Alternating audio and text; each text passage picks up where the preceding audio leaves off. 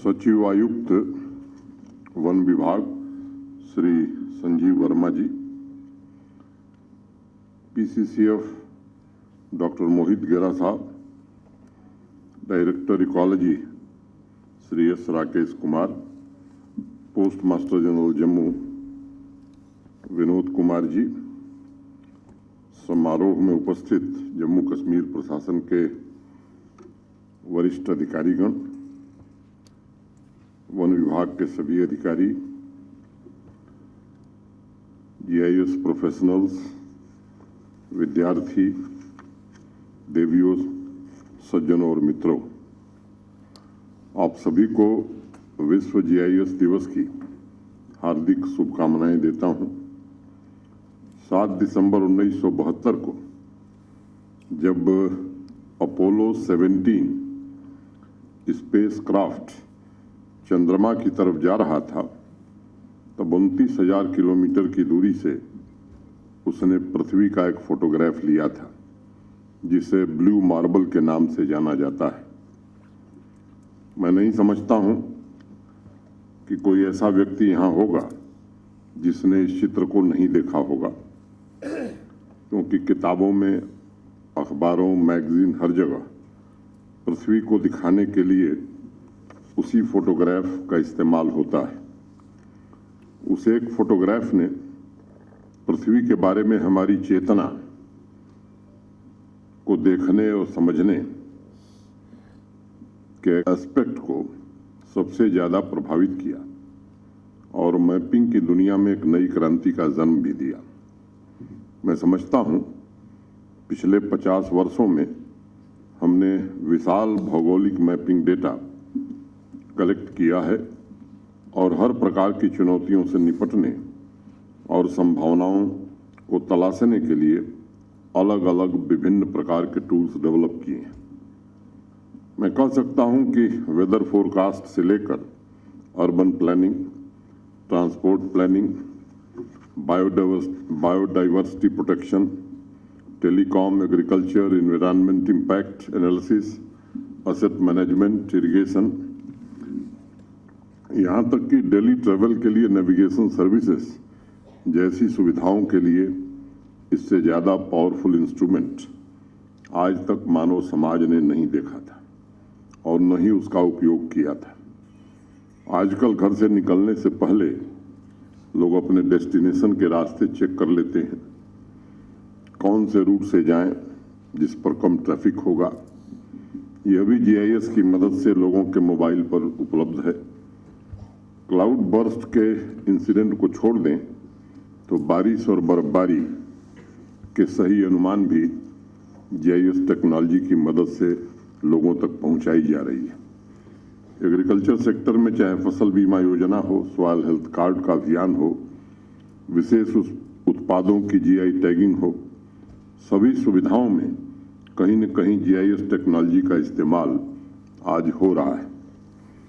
8 सालों में भारत के सम्माननीय प्रधानमंत्री जी ने जिस प्रकार भारत की स्पेस इंडस्ट्री में क्रांति लाने का प्रयत्न किया है, उसकी वजह से हर रोज 50 से ज़्यादा सेक्टर्स में प्रोफेशनल्स, रिसर्चर्स, कॉमन सिटीजन लगभग 1000 जीआईएस एप्लीकेशन का इस्तेमाल विभिन्न चुनौतियों को एड्रेस करने तथा संभावनाओं का दोहन करने में कर रहे हैं।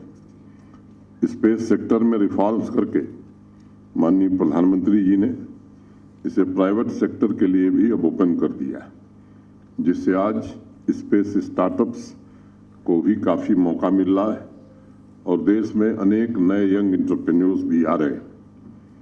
अभी डॉक्टर गेरा ने जम्मू कश्मीर के जंगलों की बाउंड्री की पहचान, GI tagging, green drive, wetland के संरक्षण और आज के समय में क्लाइमेट चेंज तथा ग्लोबल वार्मिंग की चुनौतियों को देखते हुए बायोडाइवर्सिटी तथा वाटर बॉडीज के संरक्षण में जीआईएस के उपयोग के बारे में हम सबसे चर्चा की है। मैं इन सभी कार्यक्रमों की सफलता के लिए फॉरेस्ट डिपार्टमेंट तथा रिमोट सेंसिंग विभाग को हृदय से बधाई देना चाहता हूं। इस अवसर पर 3-4 छोटी बातों की चर्चा मैं करना चाहूँगा। अभी कुछ महीने पहले यूरोप तथा एशिया में इलेक्ट्रिसिटी कंजम्पशन की तुलना की जा रही थी। दोनों भौगोलिक क्षेत्रों के मैप को जोड़कर प्रस्तुत किया गया था। एशिया में हमारी आबादी ज़्यादा है, इसलिए सिर्फ रात की चमकती लाइट से ये कन्वे किया गया। एशिया में इलेक्ट्रिसिटी कंजम्पशन ज़्यादा है, यानी जीआईएस एक नए कम्युनिकेशन टूल के रूप में इस्तेमाल हो रहा है। और मैं कह सकता हूं कि मैपिंग आज विश्व की एक नई भाषा हो गई है। यह नई भाषा किसी भी राज्य, यूटी या ऑर्गेनाइजेशन में कार्य क्षमता के इशू को एड्रेस कर सकती है। टेलीकॉम और कम्युनिकेशन के इंफ्रास्ट्रक्चर में जो इश्यूज हैं उन्हें भी एड्रेस किया जा सकता है। हमें बेहतर निर्णय लेने की प्रक्रिया में ये मदद कर सकता है। समाज में असमानता को दूर करने और उसे हैंडल करने के बेहतर तरीके हमें प्रदान कर सकता है। देश के तथा यहाँ इस सभागार में उपस्थित जीआईएस प्रोफेशनल्स अनेक अलग अलग सेक्टर में कोलैबोरेट करके सामाजिक आर्थिक विकास में अपना योगदान दे रहे हैं। इस टेक्नोलॉजी या विश्व की इस नई भाषा के माध्यम से आज हम बेहतर इंडस्ट्रियल प्लानिंग भी कर पा रहे हैं। जैसे जो अभी नई योजना गति शक्ति प्रारंभ हुई है, या एग्रीकल्चर में रिफॉर्म्स जो नए लाए जा रहे हैं, मॉडर्नाइजेशन ऑफ लैंड रिकॉर्ड्स, लोगों के ईज ऑफ लिविंग की योजना, इन सब में इससे मदद ली जा सकती है। स्मार्ट सिटी या स्मार्ट मोबिलिटी के जो प्रोजेक्ट्स हैं उसमें भी इसके इस्तेमाल से लोगों की सुविधाएं बढ़ाई जा सकती हैं। अभी भी बहुत सारी ऐसी एरियाज हैं जहां पर हमें काम करने की ज़रूरत है। अभी यहाँ आने से पहले मैं देखना चाह रहा था कि डॉक्टर गेरा और वन विभाग के अलावा आज जम्मू के आसपास कौन कौन जीआईएस डे मना रहा है। मैंने जीआईएस मैप की ही मदद से सर्च किया और रिजल्ट मेरे सामने थे। ललित उपाध्याय कृषि विज्ञान केंद्र रियासी में फार्मिंग में जीआईएस के ऊपर एक कार्यक्रम आयोजित कर रहे हैं। अभी श्रीनगर में सज्जाद हामिद तथा डॉक्टर इम्तियाज मलिक, ये भी दोनों श्रीनगर में कार्यक्रम कर रहे हैं। इसके अलावा अगर आसपास की मैं बात करूं तो पंजाब, दिल्ली, हरियाणा के सभी कार्यक्रमों की जानकारी, समय, सब कुछ एक क्लिक पर आप सबको देखने के लिए मिल जाएगा। मुझे लगता है कि एग्रीकल्चर सेक्टर में जीआईएस की मदद से प्रोड्यूसर और मार्केट को कैसे कनेक्ट किया जाए, ये अब समय आ गया है। डेटा हमारे पास मौजूद है। सभी स्टेक होल्डर्स के सहयोग से इसे इंटीग्रेट करने की अब आवश्यकता है।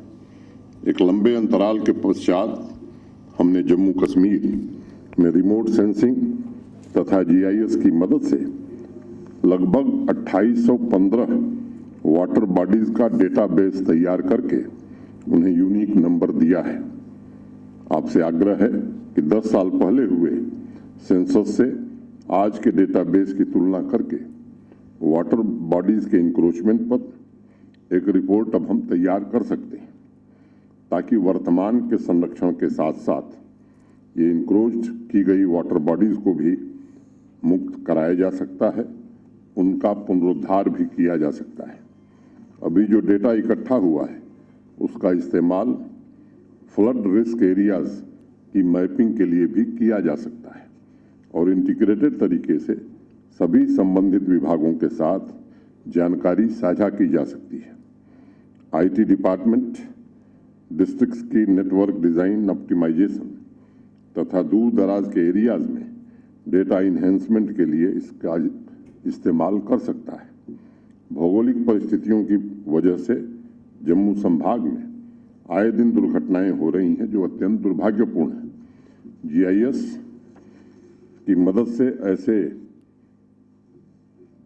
लोकेशंस जहां दुर्घटनाएं ज़्यादा हो रही हैं, जिन्हें हम हॉट स्पॉट्स कह सकते हैं, इन्हें आइडेंटिफाई करके डेटा इंटेलिजेंस के माध्यम से इसके समाधान पर अब काम करने की नितांत आवश्यकता महसूस की जा रही है। आज अमेरिका और जर्मनी में जीआईएस के टूल्स की मदद से रोड सेफ्टी के क्षेत्र में एक नए प्रकार की क्रांति आई है। स्मार्ट सिटी प्रोजेक्ट तथा सैटेलाइट टाउन के डेवलपमेंट में बेहतर अर्बन प्लानिंग के लिए ज़्यादा से ज़्यादा जीआईएस तकनीक का इस्तेमाल किया जा सकता है।